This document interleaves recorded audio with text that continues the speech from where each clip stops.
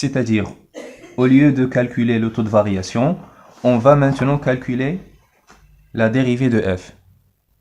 Alors, si je calcule la fonction dérivée de f, j'ai trois cas. Soit que cette fonction dérivée elle est positive, alors dans ce cas, on dit que f elle est croissant. Soit que la fonction dérivée elle est nulle, dans ce cas, on dit que f elle est constante. Et soit que f, la dérivée de f, elle est décroissant, elle est négative. Dans ce cas, on dit que f elle est décroissant. Vous voyez, c'est le même astuce, mais maintenant avec la dérivée de f. Je vous donne un exemple. Si par exemple on considère la fonction définie par f de x égale x à la puissance 3 et on veut étudier la monotonie ou bien les variations de f. Donc, voilà, on étudie la monotonie de f.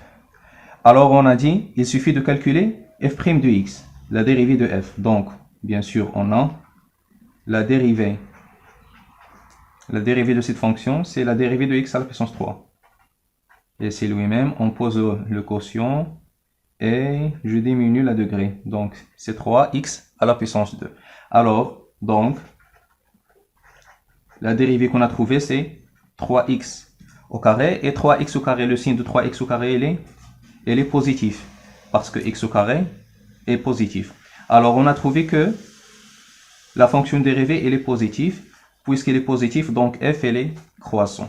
Alors, tout simplement, donc, f est croissant.